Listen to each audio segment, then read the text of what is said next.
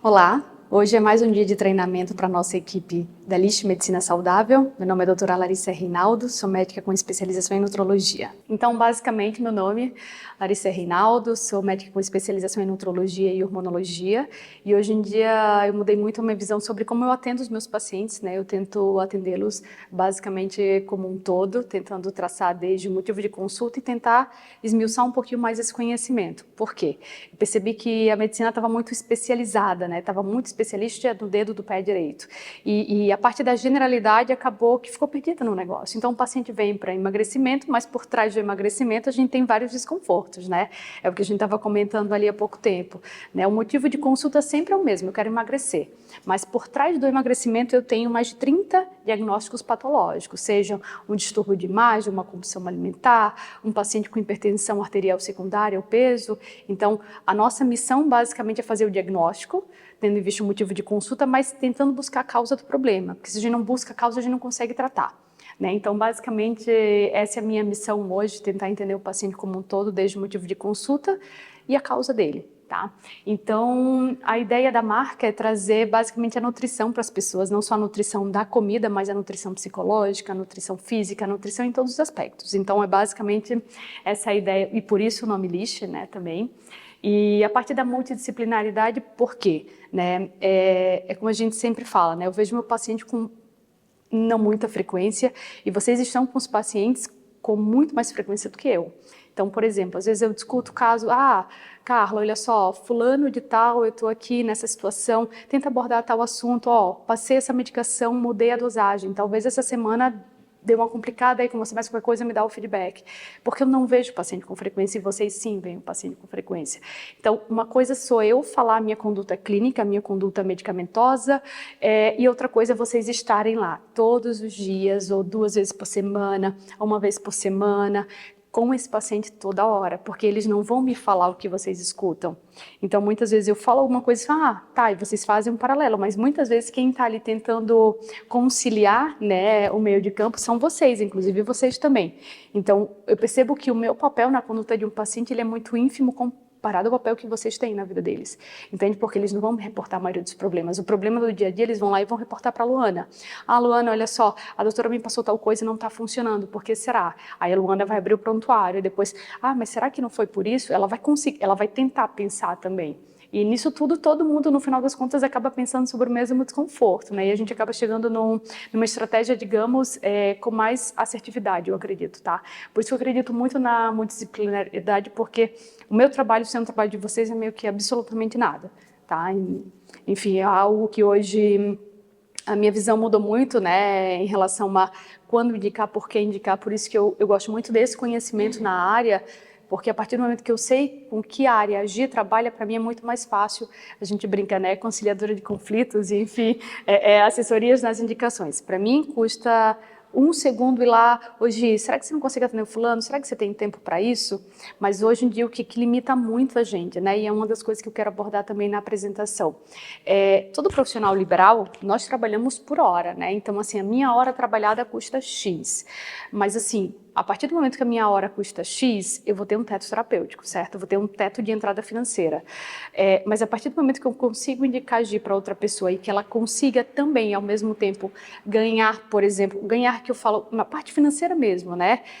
Não só uma visibilidade do tipo, a Gi atende fulano e ciclano, mas que a Gi também consiga entender que quando ela indica o paciente para nós ou para qualquer outro parceiro nosso, que ela também consegue, né, ganhar em cima disso, eu acho que fica muito mais tangível para a gente. Mas não só na parte financeira, mas assim, a Gi está pensando nele no emagrecimento, está pensando nele na lesão que ele tem no joelho, que às vezes indica um fisioterapeuta. Então, eu acho que todo esse pensamento frisando a indicação do paciente, o motivo de consulta dele, sempre pensando nele, eu acho que vai fazer total diferença. Por isso que eu gosto muito desse trabalho com parcerias, né? Porque à medida que a gente vai conhecendo os parceiros, nós, os pacientes, a gente consegue meio que tentar, literal, meio que fazer as indicações necessárias e muitas vezes, né, não vai ser a melhor indicação, mas vai ser a indicação que a gente tem naquele momento. Porque às vezes eu ligo para a Carla, você consegue atender fulano? Larissa, essa semana eu não consigo, minha agenda está cheia. Por quê? Porque a Carla tem um tempo limitado. né? Então, a partir do momento que a Carla tem um tempo limitado, mas que ela consiga talvez indicar uma outra pessoa, que a outra pessoa consiga indicar, a gente consegue entender, a gente fala, ah, mas a Carla não tem tempo essa semana, mas talvez na próxima, porque está saindo paciente que vai ter alta, e a gente vai se conversando e eu acho que vai ser mais fácil entender, tá? Basicamente, os serviços que a gente tem no consultório, eu não me canso de falar sobre isso, que a maioria dos meus pacientes, inclusive, não sabem todos os serviços que nós temos, né? Mas, enfim, a gente tem a consulta médica, nós temos a equipe de enfermagem, o atendimento nutricional, né? E vários deles a gente já consegue fazer de forma online, né? Então, a parte da psicologia, por exemplo, e da parte da nutrição, a gente está tentando meio que usar a parte online, né? Para tentar expandir um pouco mais os horizontes e a lista de indicações também. É um pouquinho diferente do trabalho da Gi, né? O trabalho da Gi tem outros profissionais que trabalham na mesma linha que a área da educação física. A gente está tentando ter uma visão diferente, tá, Gi? Por quê? Você, em teoria, você trabalha com presencial, certo? Eu quero lançar um produto digital. Hoje eu vou lançar um produto digital, por exemplo, para a parte da nutrição.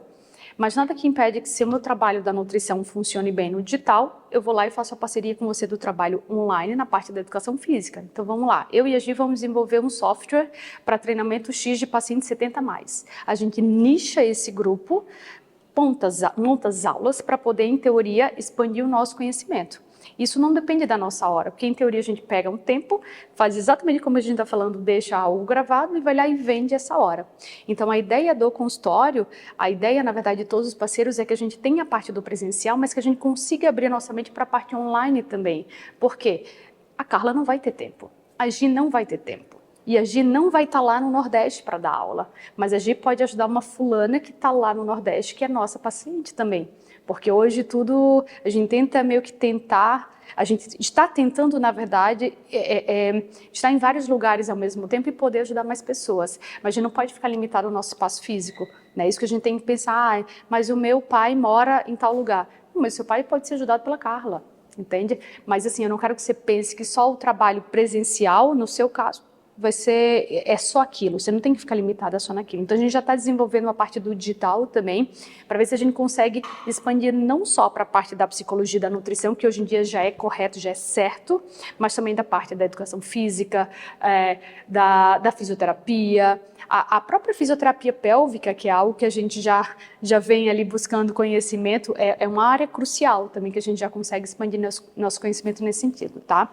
Então, a psicologia, a gente também já tem umas parcerias ali, a Carla é uma delas, que a gente vai começar a expandir o nosso norte. Por quê? É como a gente estava falando, a minha indicação clínica, o meu motivo de consulta do paciente é emagrecimento. Mas esse paciente ele pode ser esquizofrênico, ele pode ser bipolar, ele pode ser borderline, ou ele pode ter uma mãe que é compulsiva, por mais que ele seja autista.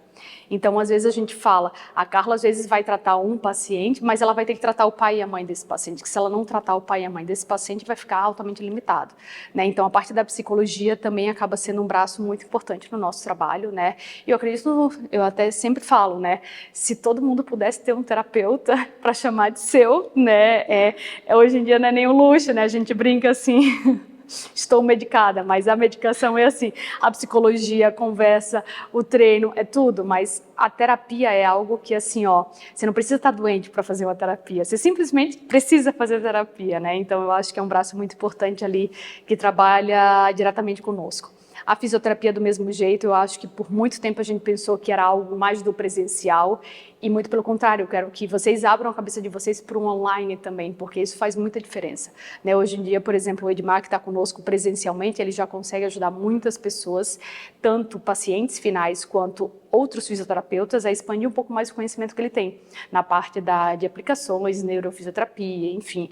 Então é algo bem importante para a gente também, principalmente porque o paciente, por exemplo, que vem com motivo de consulta de emagrecimento e é um paciente atleta, por exemplo, ele vai se lesionar em algum momento. Ou o paciente de 70 anos que joga tênis até hoje, ele vai ter uma lesão por esforço repetitivo, né? Então, se esse paciente não tiver um educador físico, um fisioterapeuta associado, né, vai ficar muito limitado em relação ao tratamento.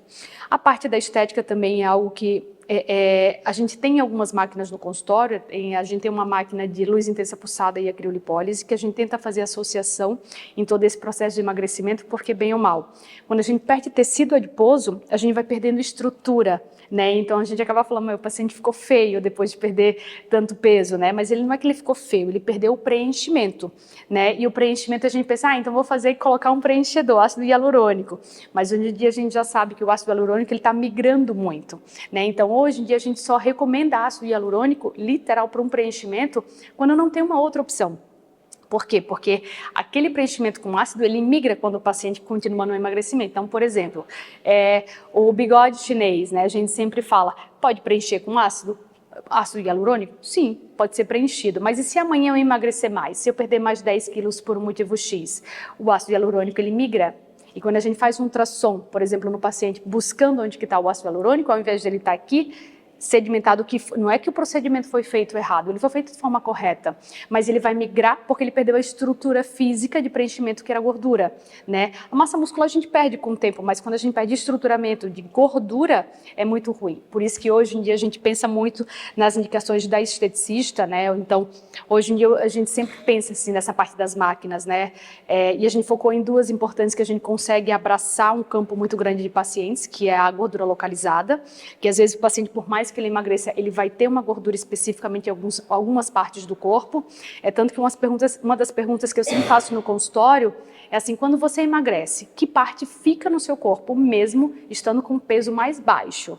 Ah, nos flancos, não, é no culote. Então, por que não tratar naquilo ali?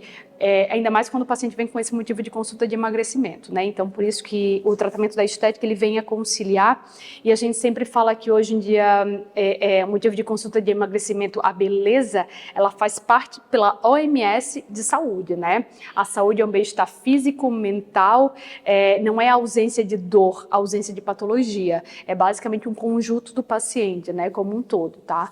Então, por isso que a gente acredita muito nesse tipo de serviço ali, e a gente acha que faz diferença também no atendimento do paciente. E quando a gente fala de outros serviços que nós temos, a gente conta muito com a equipe de enfermagem, que já foi relatada, mas a parte de soroterapia injetáveis, que é um dos motivos da nossa aula de hoje, né? Então, a gente sabe muitas indicações, que a gente vai falar um pouquinho especificamente delas, mas muitas vezes vem de uma avaliação de composição corporal, né? Que hoje em dia é o nosso braço direito para, em teoria, indicar ou contraindicar alguma outra coisa, principalmente se eu sei que, por exemplo, o paciente está vindo emagrecendo e ele perde muita massa muscular quando ele está usando uma medicação para emagrecer. Não, então você está perdendo muita massa muscular, por exemplo, a Gi vai querer me matar. Meu Deus, está treinando, está perdendo massa muscular?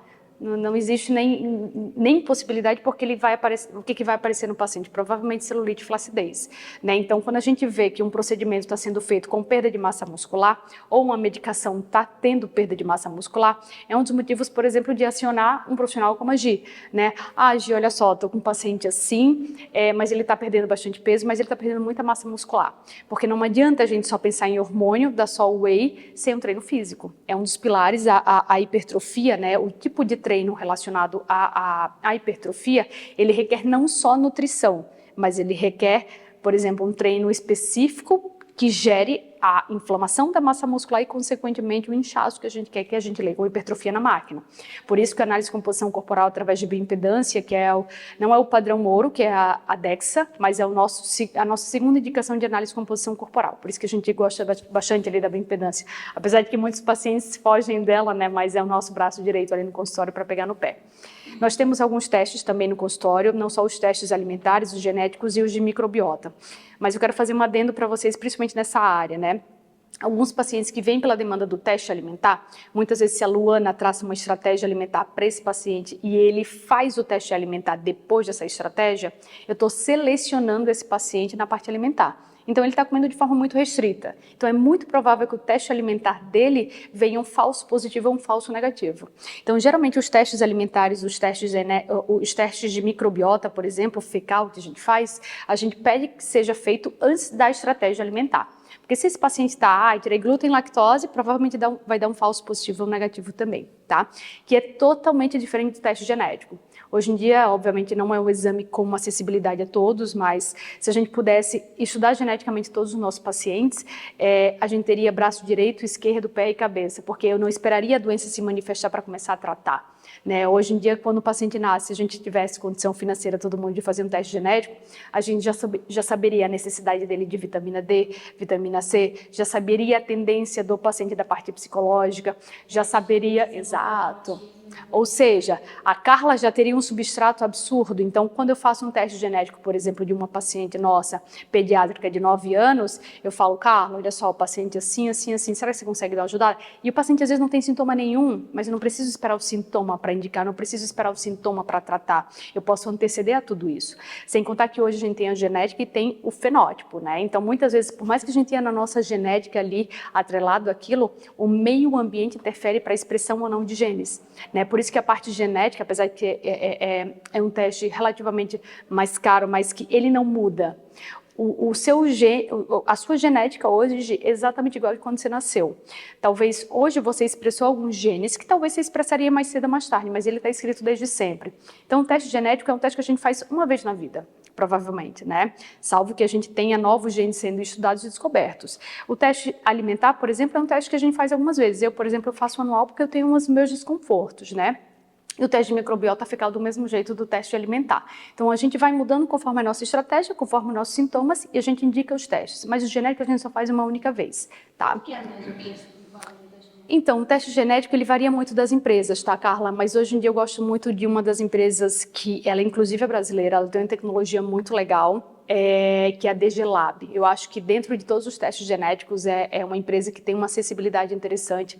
Ela varia por volta de R$1.000 esse teste. Mas o que acontece? Eu não consigo, com R$1.000 eu não consigo estudar todos os genes. Mas eu estudo os principais, ou seja, eu estudo vários da parte nutricional. Se você, por exemplo, tem indicação de um paciente pediátrico e os pais deles querem que ele seja atleta, eu consigo estudar esse paciente geneticamente para a parte da atividade física. Então, às vezes, os próprios pais da criança querem direcionar o paciente para um motivo de consulta X.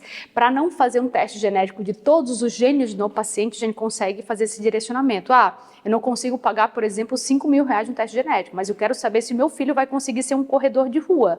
A gente consegue avaliar a parte genética direcionada à parte da educação física, né? Isso é uma coisa bem interessante também, sabe, Gi? Porque às vezes você está ali com um paciente que você está tentando, progredindo, e o negócio não vai, às vezes, geneticamente falando, ele não está sendo desenhado para aquilo ali.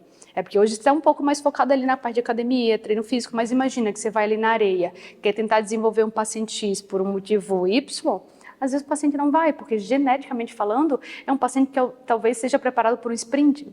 Não se sabe, né? Mas a gente consegue estudar várias áreas da parte da genética, né? Mas enfim, então às vezes a gente pode selecionar conforme preço e indicação do paciente, do tipo, eu não tenho R$5.000, só tenho R$1.000, o que dá para fazer com R$1.000? Vamos estudar a parte nutricional, vamos estudar a parte de doenças crônicas, né? Então a gente consegue dar esse direcionamento. Então, é para todo mundo? Não, mas se a gente pudesse realmente indicar para uma criança, por exemplo, provavelmente muitos diagnósticos seriam feitos de forma precoce, assim, a gente conseguiria tratar bem melhor, tá? A parte das vacinas, que não é uma indicação para todo mundo, mas hoje em dia todo mundo tem algum desconforto, alguma queixa que se repete, né? E a gente sempre fala, quando algo se repete, por exemplo, no caso das alergias, pacientes que têm rinite, sinusite de repetição, provavelmente é algum alergeno que está ali causando essa inflamação no corpo do paciente. E se a gente já consegue sinalizar aquilo ali para estudar e ensinar o nosso corpo a produzir células de defesas, é muito mais fácil, né? Muito mais fácil tratar e o paciente usa menos antibióticos durante o ano. A gente já sabe que, por exemplo, a sinusite é algo sazonal muitas vezes, porque tem a ver com mudança climática. Então já antecede esse desconforto, porque eu tenho um paciente que às vezes usa 3, 4, 5 tipos de antibiótico por ano. E onde que vai a microbiota intestinal? Foi pro brejo, né? Cada antibiótico que ele usa, eu tenho mais ou menos uns 2 meses para recuperar a flora intestinal. Imagina ele usando 5 tipos de antibiótico por ano. Ele não tem flora intestinal nenhuma, né? Então, quanto menos a gente consegue usar ou necessita usar antibióticos, melhor. A gente consegue ter uma sinalização imunológica mais prática, né? Mais viável. A criolipólise a gente já falou um pouquinho, né? A indicação basicamente para gordura localizada. Obviamente, fazendo um paciente obeso, a gente realmente seleciona em lugares específicos que, por mais que aquele paciente emagreça, vai ficar uma composição ali diferenciada em relação ao acúmulo desse tecido adiposo, tá? E as enzimas hoje, a gente já vai falar um pouquinho sobre elas, mas a gente consegue... Enzimas nada mais é do que mesclas, né?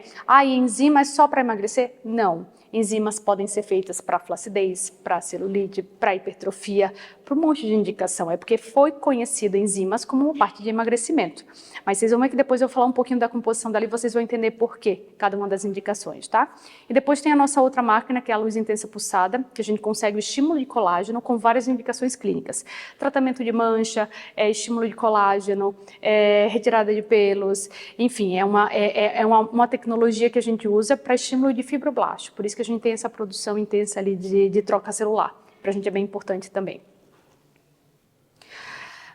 Então, só para mostrar um pouquinho, a gente vai falar um pouquinho da soroterapia, das enzimas, das opções terapêuticas. A gente vai ter uma pequena pausa ali para a gente poder conversar e trocar uma ideia. Falar principalmente de hormônios, que eu acho que é uma dúvida muito comum, principalmente na área de vocês, tá? E desmistificar algumas coisas também. E depois a gente vai fazer uma finalização de tudo. Então, a parte da terapia injetável, né? Quando que a gente indica, por que a gente indica? Eu acho que antes de qualquer coisa a gente tem que saber por que não indicar. Né, porque a contraindicação é totalmente diferente hoje em dia virou moda, né? Eu estou fazendo soroterapia, é bonito porque todo mundo faz. Não, a gente tem que pensar primeiro quando o paciente não pode fazer a soroterapia. Né? Então, muitas vezes, contraindicar uma opção terapêutica que a gente tenha, por mais que tenha um ganho financeiro envolvido, é tão nobre quanto indicar. Né? Então, muitas vezes, a própria indicação do paciente, a gente sempre vai começar com a forma mais fisiológica. A forma mais fisiológica é via oral. Né? Por quê? Porque todo o nosso sistema é preparado para o via oral. Quando o paciente não tolera o via oral, a gente pode pensar em uma outra forma de indicar essa mesma prescrição. Só que o que acontece? Muitos pacientes, eles cursam com problemas de desabsorção. Ou seja, um paciente que tem retocolite, doença de Crohn, qualquer outro tipo de desabsorção, um paciente, por exemplo, bariátrico, por mais que eu tente via oral, ele não vai absorver. Ou ele vai tentar, ele vai ingerir e ele vai espoliar, ele vai jogar fora. Então, esse paciente, muitas vezes, tem uma prescrição que custa 300, 400 reais, você dá e ele joga fora. Então, às vezes, a gente tem que saber quando indicar a soroterapia. Por quê? É uma via parenteral, ou seja, eu pego um acesso venoso de um paciente, eu faço a aplicação e a absorção é de 100%. É totalmente diferente do via oral. O via oral a gente tem uma absorção de 25 ou 35, se o paciente tem um tubo digestivo funcionante. Mas a maioria de nós, por mais saudável que sejamos, nós não temos o intestino tão funcionante. Inclusive a pessoa que faz tudo bem certo. Entende? Então, assim, por quê? Porque não tem como ser perfeito, né? Então, mas mesmo assim, a gente já tem na indústria farmacêutica, a gente já tem, por exemplo, uns cálculos que a gente já faz, sabendo nesse processo, então já dá uma dose a mais. Mas tudo que é via oral, a gente tem um processo de passagem hepática, ou seja, que já tem uma certa retirada do percentual de ingestão desse paciente, mas ao mesmo tempo eu tenho que pensar que existe uma outra via, seja endovenosa, intramuscular ou no subcutâneo, que absorve 100%. Por isso que é uma via hoje que a gente acaba utilizando muito. Até porque quando a gente fala de absorção de 100%, a gente tem a ver também com a velocidade de atuação. Então, se eu tenho, por exemplo, uma substância que eu dou via oral, provavelmente essa substância ela vai atuar depois de um tempo, e 1, 2, 3, 4, 5, 2 meses. Quando eu faço parenteral, muitas vezes eu já tenho uma atuação rápida do paciente. Tanto que muitas vezes, assim, Carla, a gente faz doses altas de alguma substância, você vai ver que depois a gente vai fazer da meticobalamina, que a gente já consegue ver a resposta imediata do paciente quando se fala de memória, tanto a curto prazo, enfim. Então a gente consegue fazer teste terapêutico conforme a absorção da soroterapia em alguns pacientes. Então isso pra gente faz total diferença. Por quê? Porque eu tenho uma resposta rápida, né? Eu não preciso esperar 1, 2, 3 meses para poder ter uma resposta fisiológica. E essa resposta que a gente espera não só é a resposta laboratorial, de jeito nenhum.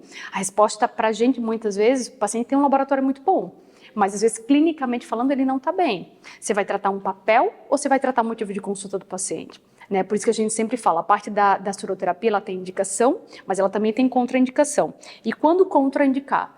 Quando o paciente consegue absorver bem via oral, né? Ou quando, por exemplo, alguns pacientes que têm doenças autoimunes, muitas vezes a gente não consegue fazer soroterapia, porque tem interação, tem uma resposta rápida àquelas substâncias.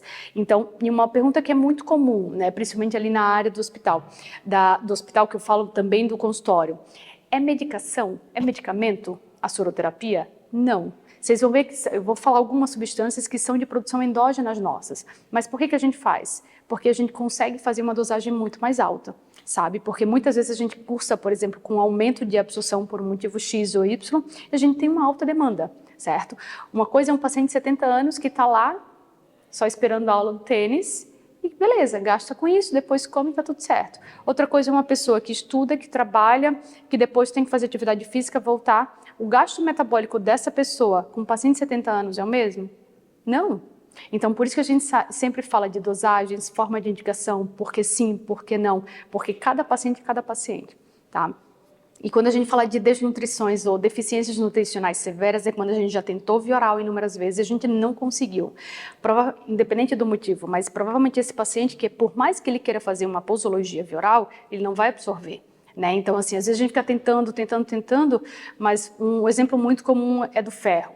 Quando a gente faz ferro no via oral, o paciente constipa, ele fica com o intestino preso. Então, muitas vezes o paciente não quer passar por esse desconforto porque ele já tem uma constipação crônica. Então, por que não indicar primeiro o soro? Né? E por isso que a gente tem que pensar quando indicar e quando não indicar também.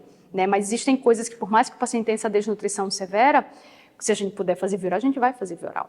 Né? Mas é uma opção terapêutica muito importante, por exemplo, para o paciente bariátrico. Por quê?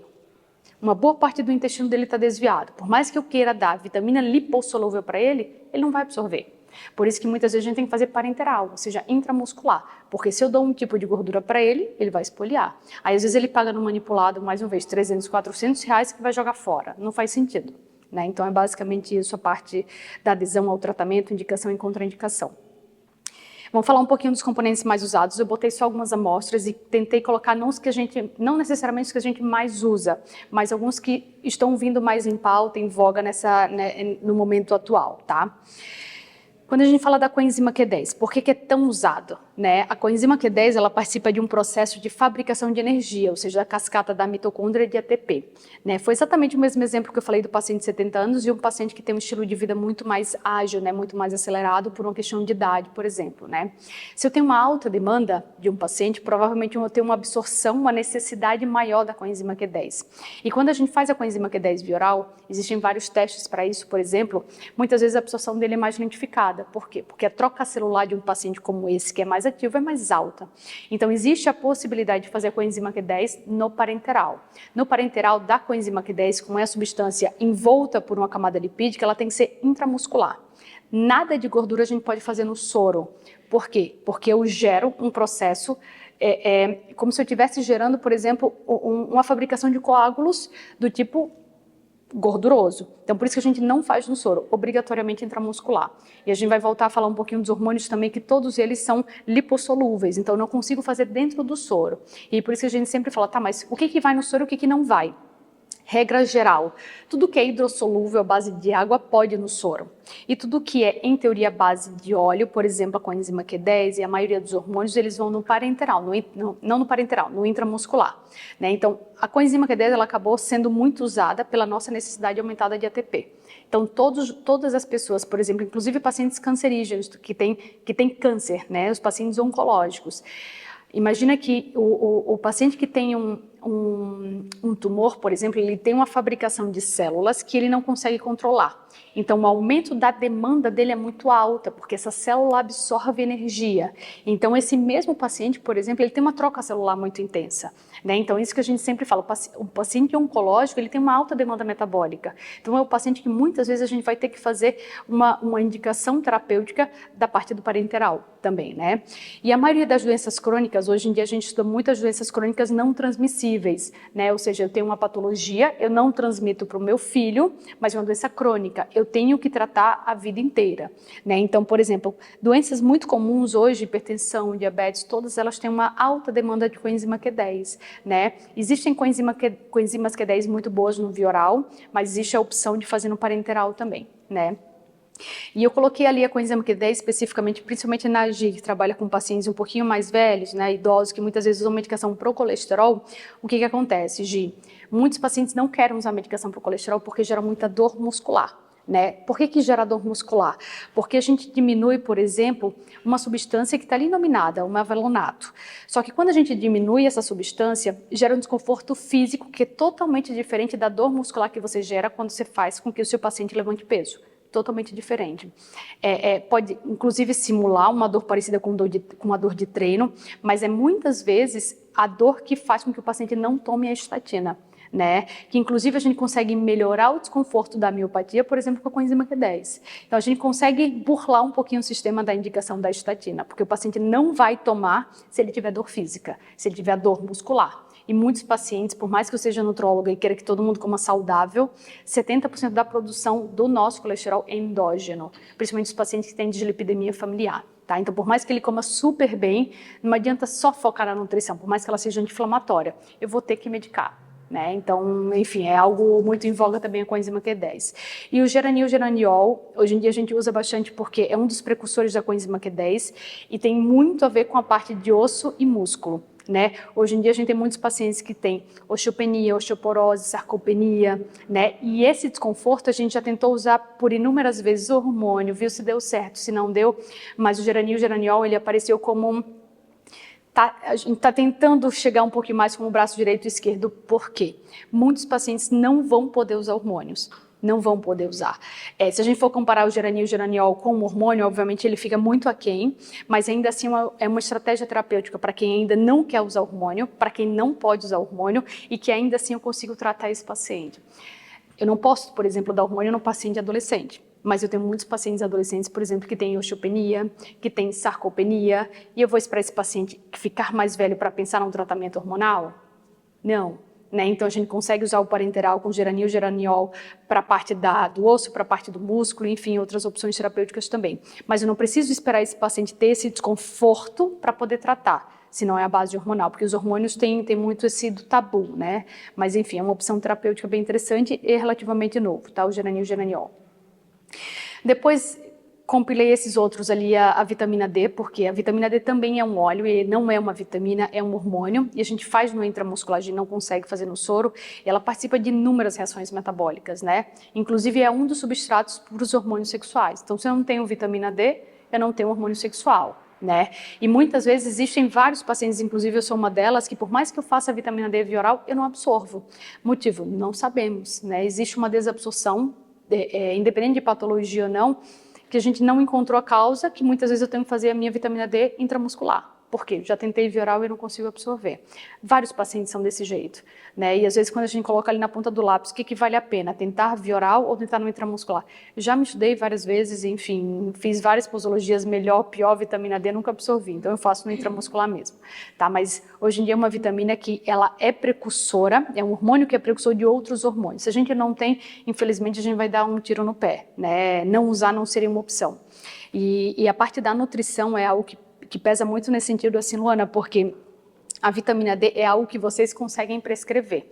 Existe uma diferença muito grande de prescrições, tá, Gi?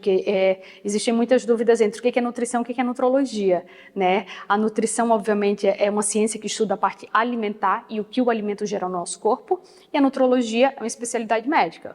Ou seja, que a gente consegue tratar de forma medicamentosa, com diagnóstico, tratamento, contraindicação, indicação de medicação, que em teoria vai ser algo relacionado à Luana, que ela vai tratar, por exemplo, de todo o alimento do paciente, vai fazer a dieta desse paciente, os horários, enfim, como indicar e contraindicar, e a gente entra, por exemplo, com a parte do diagnóstico e a terapia medicamentosa, né? Então, são coisas complementares. Mas, por exemplo, quando a gente fala na vitamina D, a Luana vai ter um teto terapêutico, ou seja, vamos supor que ela vai conseguir fazer 2.000 unidades de vitamina D, que é a mesma quantidade que o paciente consegue comprar sozinho na farmácia. Qual que é a diferença do médico? Não estou dizendo quem é melhor ou pior, de jeito nenhum, muito longe disso, inclusive, porque a maioria das vezes eles não vão me consultar como médico, eles vão consultar um nutricionista, né? O médico, ele consegue colocar uma quantidade absurdamente maior, consigo colocar 20.000, 50.000, 600.000 unidades de vitamina D. Então, às vezes esse paciente, ele fica subtratado e ele acha que ele não está sendo tratado, não está resolvendo o problema dele, mas é só porque não é que a indicação está errada, é só uma questão de dosagem. Por isso que a gente sempre fala que o nosso trabalho na equipe, na área da saúde, ele é muito complementar. O meu trabalho não é melhor nem pior que o da Luana. Ele é exatamente complementar, porque ela vai chegar até o momento, a gente complementa. Meu trabalho não é melhor nem pior que o da Gi. O nosso trabalho é complementar. Eu dou a medicação e ela vai fazer com que o paciente treine todos os dias. Meu trabalho não é melhor nem pior que o da Carla. A Carla vai estar lá escutando o paciente, fazendo o diagnóstico dela, prescrevendo isso, aquilo, e eu vou estar lá, Carla, vou colocar essa medicação agora, me dá o feedback. Entende? Ou seja, ninguém é melhor ou pior do que ninguém. As áreas são complementares, tá? Por isso que a gente tem que tentar entender ali a indicação de cada paciente, tá? E as causas também. A meticobalamina foi algo que eu estava conversando com a Carla também, é a forma mais biodisponível da vitamina B12. Existe uma diferença muito grande entre o citoneurin e a meticobalamina. O citoneurin é o mais conhecido ali da farmácia, né, que é a cianocobalamina, que é um tipo de vitamina B12, mas a gente usou muitos anos em pacientes bariátricos e eles começaram a desenvolver autoanticorpos para eles. E a gente pensou, meu Deus, e agora o paciente bariátrico não vai conseguir usar B12? Não. A indústria farmacêutica conseguiu desenvolver uma forma mais biodisponível que não gere tanta autoimunidade. Então, hoje em dia, principalmente o paciente que a gente já sabe que vai usar com muita frequência, ou um paciente, por exemplo, da Carla, que eu quero excluir um processo demencial, o que eu faço? Meticobalamina intramuscular ou no endovenoso, uma dose mais alta. Por quê? Porque eu preciso fazer diagnóstico diferencial. Ou eu preciso saber se aquela memória do paciente, que é a curto prazo, a memória do que ele fez hoje, que ele não lembra por a questão X, se realmente é uma deficiência de vitamina ou é algo que ele não colocou atenção. Porque a memória, ela não é necessariamente uma deficiência de vitamina. Às vezes é uma memória seletiva, ele não quer lembrar, ou ele não gostou e ele, no inconsciente, ele fica naquela negação de lembrar ou não lembrar. Né? Então a meticobalamina, ele entra muito nesse papel da memória a curto prazo, e uma coisa bem interessante, principalmente na parte da estética, né? Quando a gente faz uma prescrição em doses altas da meticobalamina ou do próprio citoneurin da farmácia, a cianocobalamina, o que eu gero no paciente? Oleosidade. Então, às vezes ele acha, será que é do hormônio que eu estou usando? Não sei, apareceu muita espinha. Não, às vezes é a dosagem mais alta da meticobalamina. Mas eu vou intoxicar esse paciente? Não. Por quê? Porque é uma vitamina hidrossolúvel, eu vou limpar. Ou seja, do líquido para o paciente ele vai limpando aos poucos, tá? É totalmente diferente da vitamina D e da vitamina A. Por exemplo, a vitamina D e A são vitaminas lipossolúveis. Eu posso intoxicar esse paciente. Inclusive, eu não tenho um antídoto para elas. Então, não é dar vitamina por dar. Eu posso piorar o quadro clínico dessa paciente. A Luana consegue intoxicar um paciente? Não. Pela dosagem que ela maneja. Ou seja, o nutricionista é muito, muito difícil que o nutricionista intoxique um paciente. Por mais que ele faça, bota 1, 2, 3 cápsulas, porque a dosagem de medicação, de suplemento que eles manejam é uma dosagem muito, muito abaixo. Muito mais baixo. Mas ao mesmo tempo a gente fica pensando, mas quanto que ele precisa? Depende da causa clínica. Né? Então, são essas coisinhas que a gente tem que pensar que muitas vezes a gente piora ou melhora o quadro do paciente só por uma questão de dosagem. E um erro que é muito comum também é, por exemplo, quando eu faço usar uma dose da substância X manipulada. Uma dose não é necessariamente uma cápsula. Na indústria farmacêutica, eles trabalham com tamanho de cápsula, por isso que às vezes, quando a gente manda fracionar uma substância, a gente tem que ver se a dosagem que eu coloquei está em uma cápsula, 2 ou 3. Às vezes a Carla pode manejar substâncias da parte neurológica, que às vezes não entra em uma única cápsula quando ela me pede a prescrição. Às vezes não entra.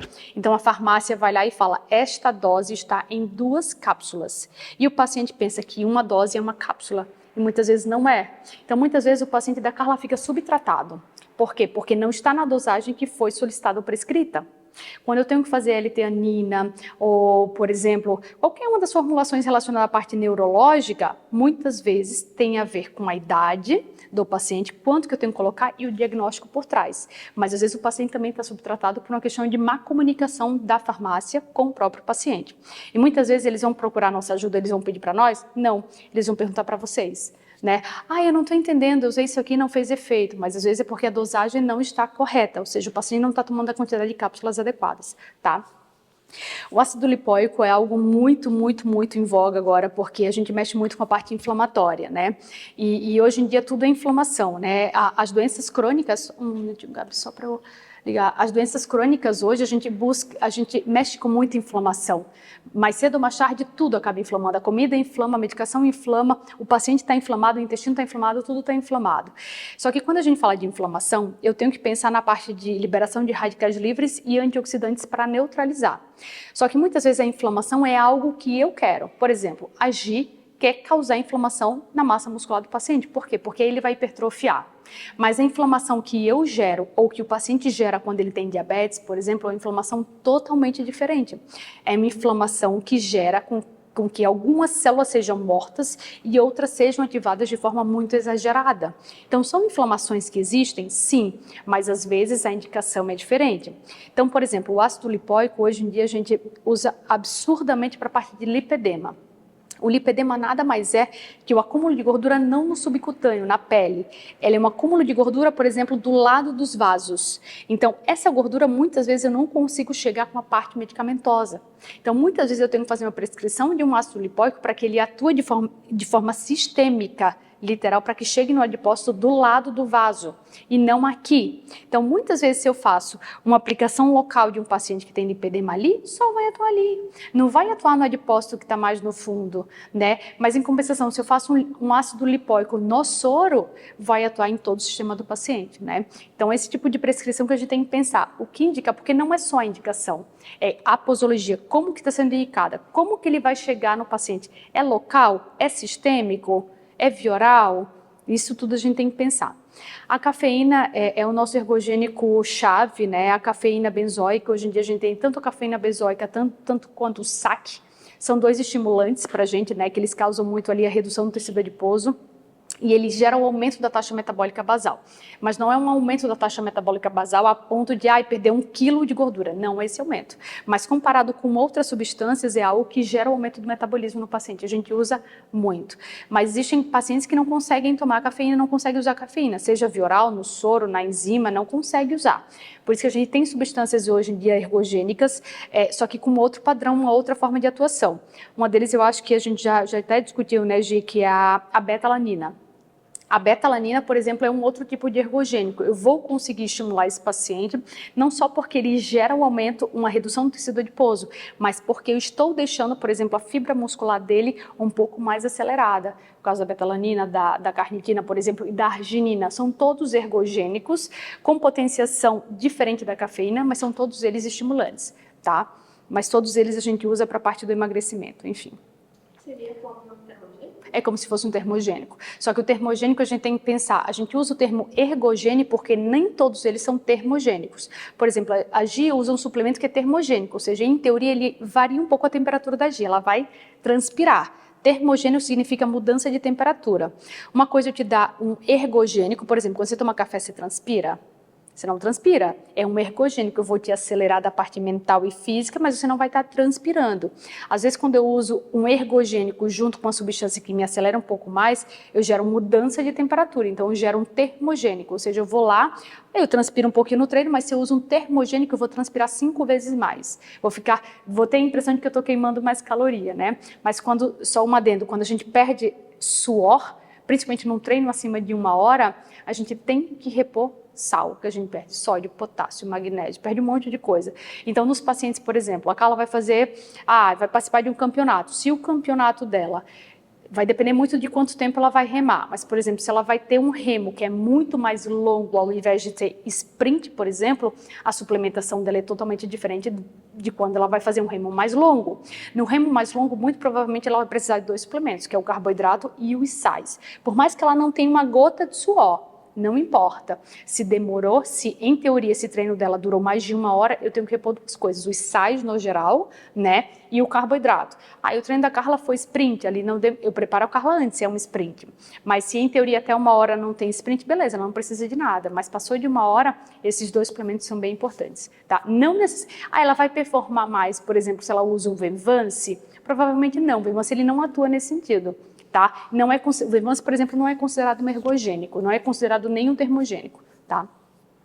A gente vai falar um pouquinho dos tipos de soro, né, só para a gente entender quais são as indicações, são inúmeras, eu só selecionei algumas para vocês entenderem, mas a gente fala soro de otimização de performance física, foi o que eu estava falando, se o meu paciente vai fazer, enfim, vai participar de um campeonato, todo paciente que vai participar de um campeonato, seja ele atleta profissional ou não atleta profissional, ele tem uma alta demanda. Porque às vezes eu não sei quantos jogos o paciente vai ter naquele dia, mas às vezes ele, beleza, se ele perder ele vai ser eliminado, tudo certo, mas eu não sei se ele vai ser eliminado. Então eu consigo preparar esse paciente para uma prova intermediária, independente se ele vai ganhar ou perder, mas eu consigo preparar esse paciente para um soro também.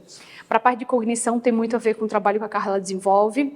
Existem várias substâncias que são estudadas hoje, uma delas é o triptofano. Uma outra delas é serotonina, são neurotransmissores. Existe um erro muito comum, pensar, e tem muito a ver com a Luana também. O triptofano e a serotonina são neurotransmissores e uma boa parte da serotonina, por exemplo, eu consigo produzir no tubo digestivo. 90% dela eu consigo produzir no tubo digestivo, mas não é a mesma serotonina que a Carla mexe quando ela conversa com o paciente dela, porque a serotonina daqui, essa não passa a barreira hematoencefálica. Então, por muitos anos a gente falou, beleza, come bem, fica saudável, faz uma dieta anti-inflamatória.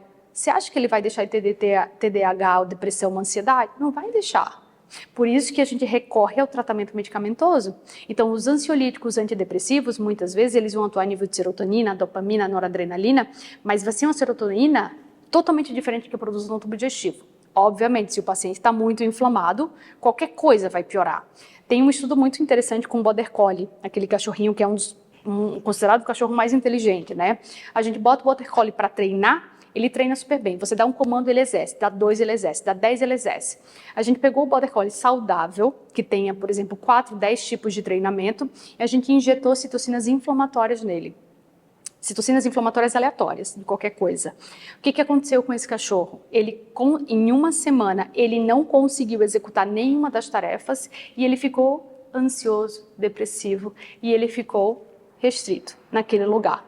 O que aconteceu? É um cachorro altamente inteligente, muito treinado, e eu só injetei citocinas inflamatórias. Eu só inflamei ele de forma proposital para estudar o que acontecia com o humor dele. Aí você fala, mas que loucura, eu só injetei citocina inflamatória. Claro, ele passou a ser inflamado e ele não estava antes. Quando a gente não está inflamado, a gente consegue fazer qualquer coisa. A nossa performance melhora, tudo fica full. Mas o problema é que quando a gente começa a ter uma inflamação, e a inflamação, mais uma vez, não estou falando da inflamação que agir causa num treino físico, estou falando da inflamação que é prejudicial à nossa saúde. O paciente muda o humor, ele fica irritado, ele não quer falar com ninguém, ele muda completamente o estado basal. Por isso que muitas vezes quando a Carla tem que fazer a avaliação de um paciente e esse paciente tem uma deficiência nutricional, não uma inflamação, uma deficiência nutricional, ela não vai ser justa e real no diagnóstico dela. Certo? Porque eu estou falando de uma saúde de cognição da cabeça, mas às vezes a cabeça do paciente não está bem por qualquer outro motivo. Às vezes uma deficiência nutricional faz com que o paciente, em teoria, economize energia. Por isso que a Carla tem que estar muito ciente quando ela vai fazer diagnóstico. Será que esse paciente come bem? Tá. Será que ele brigou com o pai?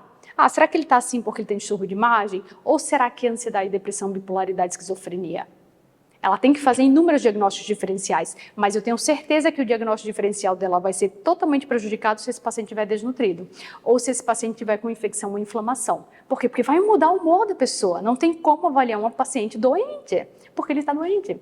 É diferente da doença que ela maneja num paciente. Não sei se vocês conseguem entender a diferença, tá? Mas a gente fala da parte de cognição, que para ser avaliado, a gente consegue mudar um pouquinho alguns neurotransmissores, incentivando, investindo, reduzindo alguns, mas ao mesmo tempo faz com que esse paciente mude o humor em algumas vezes. Então não é que um soro de cognição vai fazer com que o paciente fique mais inteligente ou menos inteligente ou com mais ou menos TDAH. Não é isso. Eu tento deixar esse paciente o mais estável possível da parte neurológica, ou seja, eu entrego alguns derivados de serotonina, alguns derivados de noradrenalina, alguns derivados de dopamina. Eu não entrego serotonina, dopamina, eu entrego derivados disso para ele. Tá? E a gente consegue melhorar a performance. Só que às vezes esse paciente não consegue melhorar a performance cognitiva, por quê? Porque tem um diagnóstico por trás. Tá? Quando a gente fala do soro de recuperação hepática, essa semana a gente teve um caso bem interessante. Nós tivemos um paciente super saudável, treina todos os dias, come super bem, é uma pessoa ativa, trabalha, e ele estava com marcadores hepáticos altamente alterados. E a gente fala bem assim, o que aconteceu? A gente ainda não sabe a causa, mas muitas vezes o paciente não tem desconforto. E qual que é o motivo de consulta dele? Ele falava que estava ficando com inflamações e infecções de repetição. Ele teve uma internação, inclusive, por doença aftosa. Ele teve que ficar internado porque ele passou uma semana sem comer e sem beber água, porque estava cheio de afta na boca. Então, esse paciente, você já pensa, será que é um paciente que tem uma doença autoimune? Será que está cursando com alguma inflamação, algum tipo de leucemia? Não, ele não estava cursando com leucemia. Ele só está com algumas alterações laboratoriais, provavelmente pertinentes ali do fígado, só que eu não posso esperar esse fígado ele se recuperar sem eu fazer nada. E se eu fizer um tratamento medicamentoso via oral? Olha, provavelmente vai demorar. Enquanto isso, esse paciente vai ter 1, 2, 3 infecções e nesse meio do caminho ele vai desistir, que ele fala, não está fazendo efeito. Então, se eu for esperar a medicação fazer efeito via oral, dar todas as vitaminas, que vão ser 50 bagas para ele, comparado com o soro, o que eu vou fazer? Eu vou dar um soro, porque ele já vem com uma solicitação de infecções de repetição e ele só quer melhorar. E ele é novo, e ele é super saudável. Ele fala, o que eu posso comer? Eu como pizza doce uma vez a cada 10 dias. Eu tenho que parar de comer minha pizza? Não, porque não é esse o core do problema. O core do problema pode ser outro, ainda a gente não chegou no diagnóstico, mas é um paciente que vem por uma queixa, que não é porque em teoria ele está bem, é saudável, que a gente não tem que pesquisar. Ele tem alteração laboratorial absurda, né? Mas é uma das formas que a gente pode checar e acelerar um pouco mais esse processo, porque quando a Luana vai fazer a suplementação para ele, ela vai passar inúmeras cápsulas para ele. Fala, tá, mas não consigo nem engolir que eu tô com afta, como é que vai progredir, né?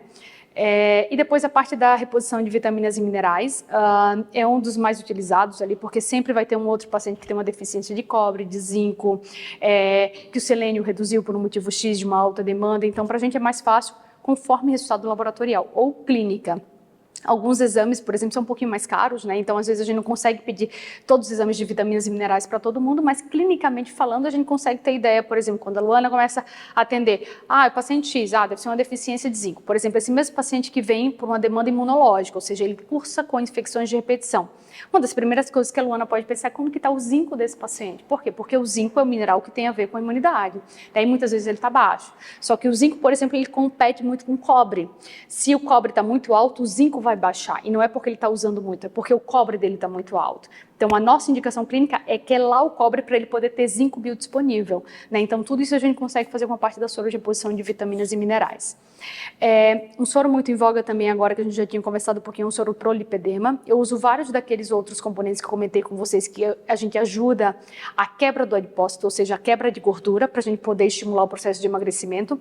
E, obviamente, eu não consigo tratar o paciente numa área específica, eu tenho que emagrecer o paciente como um todo, por mais que ele tenha uma discrepância de cintura e pernas.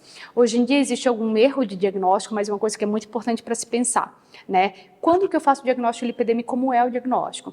A primeira coisa para se pensar no lipedema, independente se é lipedema ou não, é quando você olha para o paciente, principalmente mulher, homem também tem lipedema, tá? Mas quando você olha para a mulher, ela tem um rostinho fininho e a barriga fininha, mas o quadril é amplo e as pernas são amplas. Aí a gente poderia pensar em lipedema, mas eu tenho que pensar se é linfedema, ou seja, a hipertrofia, o tamanho aumentado das células linfáticas, por exemplo, e também tem a própria obesidade, que tem alguns pacientes que têm uma composição corporal com mais quadril.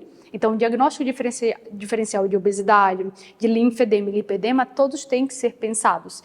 Mas hoje em dia a gente pode pensar, até vocês que trabalham assim mais com mulher e tudo, tá, será que ela tem lipedema ou não? Primeiro olha a desproporcionalidade em relação à cintura com as pernas, né? Porque o lipedema ele atua muito em membro inferior, ele também atua em membro superior, mas num grau muito mais elevado, né? Mas o inferior é o mais comum, tá? Um outro tipo de soro, a gente vai falar um pouquinho, que é o soro para redução de ferritina e SHBG. Por quê? O SHBG é uma proteína que carrega todos os hormônios, por isso que a gente vai falar um pouquinho de hormônio, e quando eu tenho um SHBG muito alto, principalmente nas mulheres que usaram anticoncepcional por muitos anos, elas tendem a uma fabricação dessa proteína ligadora. Então o que acontece? Ela se une tão forte ao hormônio que ela não solta. Aí o que acontece? Se eu quiser tratar essa paciente com hormônio, por que eu vou tratar se ela vai ter muito SHBG e ela vai estar jogando o hormônio dela fora? Ou seja, se eu não reduzo o SHBG dessa paciente, por mais que eu entregue hormônio para ela, não vai ser biodisponível, né? Então, assim, a gente tem que pensar num processo de quelação. E muitas vezes o Vioral ele é muito mais lentificado. Por quê? Porque ela quer fazer o tratamento rápido da parte hormonal, porque ela está na menopausa, porque ela está no climatério, porque ela quer fazer um ciclo X. Tá? Então, é uma das coisas que a gente tem que pensar. E a ferritina é obviamente, o nosso estoque de ferro no fígado, mas muitos pacientes cursam com ferritina alta por um processo inflamatório, né? Então, a gente tem que pensar em combater essa inflamação, reduzindo a ferritina no corpo desse paciente, tá? Que é diferente quando o paciente tem hemocromatose, que é uma patologia que fabrica ferro. Né, totalmente diferente, mas a gente consegue que lá hoje em dia com ferro também, porque muitos pacientes não querem fazer o diagnóstico, a conduta padrão, né, que é a sangria, porque imagina que eu tenho 5,5 litros de sangue no nosso corpo, certo? Se eu faço sangria nesse paciente porque ele tem ferritina alta, eu geralmente retiro meio litro de sangue. Você acha que tirar meio litro de sangue o paciente não vai ficar cansado e exposto? Claro que vai. Então, ele não quer fazer sangria. Ou ele faz uma vez, no máximo 2 dias depois, olha, eu não quero fazer sangria porque eu fico muito cansado e tenho que trabalhar. Então, às vezes, a gente consegue quelar, não é da mesma forma que a gente quelaria com uma sangria, tá? Mas a gente consegue minimizar o desconforto desse paciente com soro, ao invés de pedir para ele fazer sangria. Tá sendo claro, Gio?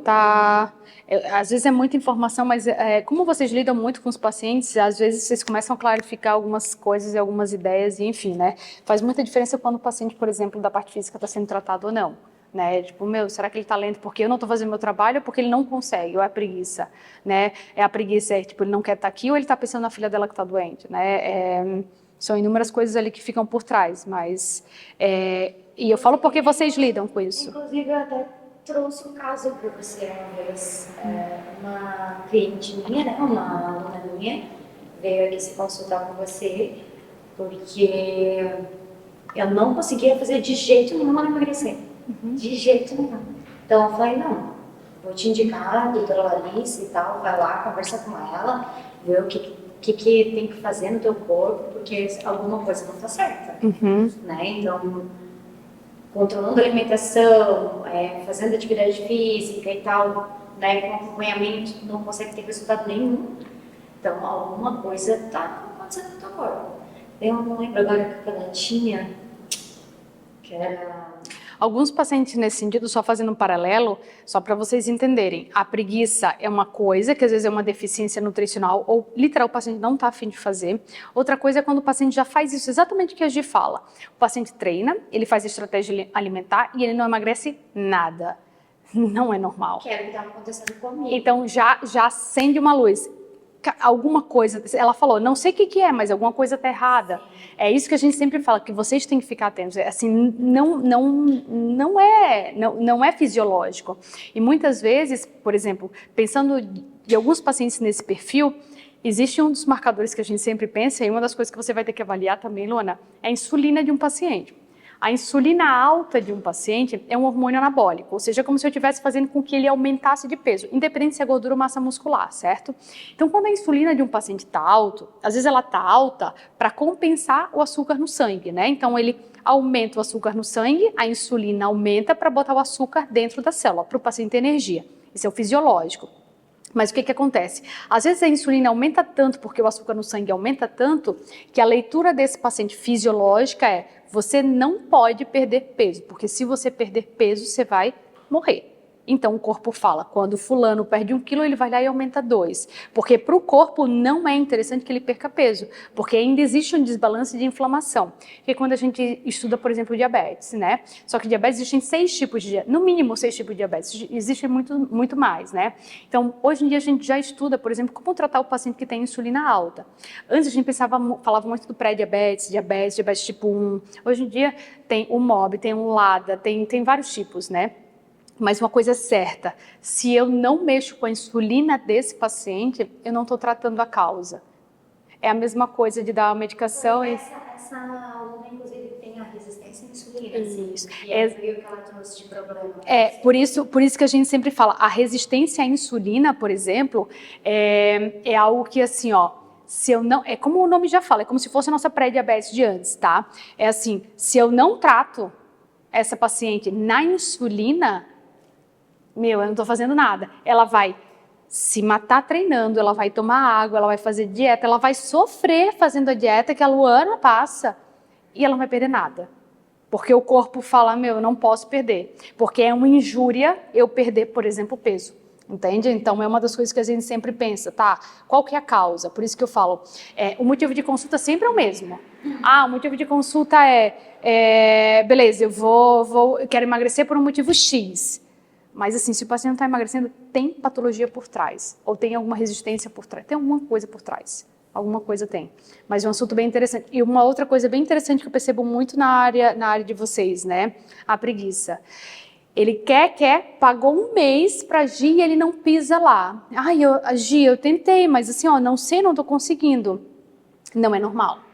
Uma coisa é a parte psicológica, né? Outra coisa, não estou bem, né? Tive um desconforto X. Outra coisa é não conseguir sair da cama. Isso é patologia. E muitas das patologias estão relacionadas à deficiência nutricional e uma delas é o ferro. O paciente que tem, por exemplo, um período menstrual muito importante, principalmente o paciente feminino, ele vai ter um cansaço, uma indisposição que vai além do normal. Às vezes o paciente passa pelo período, assim, a paciente especificamente passa 5, 6 dias menstruada. Claro que ela vai estar perdendo ferro, cobre, um monte de coisa ali na menstruação.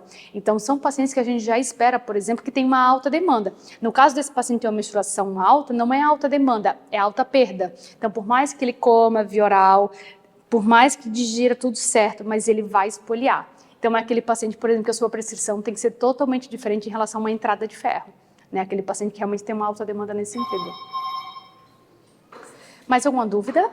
A minha dúvida é qual termogênico que é aplicado? É uma composição. Você vai ver que, por exemplo, o termogênico que você usa, ele tem teacrine, ele tem ácido lipóico, ele tem carnitina, tudo para... Geralmente a gente faz duas coisas quando a gente fala de termogênico. A gente coloca carnitina, que em teoria te acelera um pouco mais. Uhum. A gente coloca a carnitina, que é um marcador anti-inflamatório e também é um antioxidante. E a gente coloca, por exemplo, substâncias como a cafeína benzoica, por exemplo, que em teoria eu vou te acelerar, ou seja, você tem um padrão, um basal, e eu te acelero ainda mais. Então, por exemplo, a sua frequência cardíaca, que tem como base vamos botar 60, ela vai para 75, ela vai para 80, aí você fica naquela coisa. Por isso que nem todos os pacientes eles conseguem usar termogênico, porque aí vai ter a batedeira, aí você fala, será que eu estou desencadeando uma crise de ansiedade? Porque a frequência cardíaca dele passou de 100, está em 120, e ele está lá, pleno, parado em 120, ele não está correndo. Então aquele paciente está taquicárdico às vezes por um termogênico. Né? Mas enfim, uma das coisas que a gente tem que pensar e avaliar realmente quando que tem indicação ou não. Tem muitos termogênicos, inclusive, são vendidos em farmácias, em lojas de suplementos, que eles deveriam ser contraindicados. Por quê? Porque ele tem uma dosagem, por exemplo, de cafeína muito alta, por exemplo, 200 miligramas. 200 miligramas de cafeína para a gente é uma dosagem muito, muito alta. Não só porque gera desconforto gástrico, mas assim, é porque o paciente realmente pode... O paciente bipolar, por exemplo, Carla, o paciente bipolar, se eu estimulo muito ele até com enzima para queima de gordura, se eu coloco o saque, o cafeína benzoica, eu posso virar o polo dele para o polo maníaco. Então, um paciente que é bipolar, por exemplo, ou um paciente que inclusive é borderline, eu posso virar o polo dele, porque o paciente borderline ou ele cursa com processo depressivo, ou ele cursa com período maníaco, ou seja, está mais acelerado, né? Então quando eu faço o uso de um ergogênico, por exemplo, às vezes eu viro o polo dele, entende? Eu deixo esse paciente mais acelerado e ele passa a ficar maníaco. Antes ele era maníaco e ficava, sei lá, 2, 3 dias ali em estado depressivo, mas ele passava, sei lá, 5 dias maníaco. E eu, só com o estímulo da enzima, por exemplo, eu viro o polo dele. Entende? Por isso que não quando a gente fala nada contra, mas quando a gente, eu vou fazer uma aplicação no esteticista, cara, se o paciente é bipolar, já saiba, Carla, se o paciente é bipolar, ele pode virar o polo fazendo aplicação de enzima. Que é gordura localizada, ali na esteticista não é nada, eu viro o polo desse paciente, só com enzima. Com a cafeína benzoica, a gente usa para todo mundo. Entendeu? Essa é a diferença. Por isso você tem que saber o basal desse... Fazer estética para fazer estética não é só fazer estética. Se a gente não sabe os diagnósticos dele, como eu falo, a gente muda o polo de um paciente. A gente até pegou uma paciente essa semana que eu falei, tá no polo virado, né? Ela vem assim, porque às vezes é isso. Ou não fez a terapia, ou enfim, tá com ajuste de medicação. E às vezes somos nós que interferimos nisso. Eu interfiro, por exemplo, às vezes no tratamento da Carla. Ô, Carla, fui lá e mudei a dose. Putz, desculpa, mas assim, segura aí que vai dar ruim. Né? Eu tô avisando para ela, Carla, vai dar ruim, né? Então é basicamente isso. Gostou dessa discussão de casos? Fica com a gente, logo tem mais.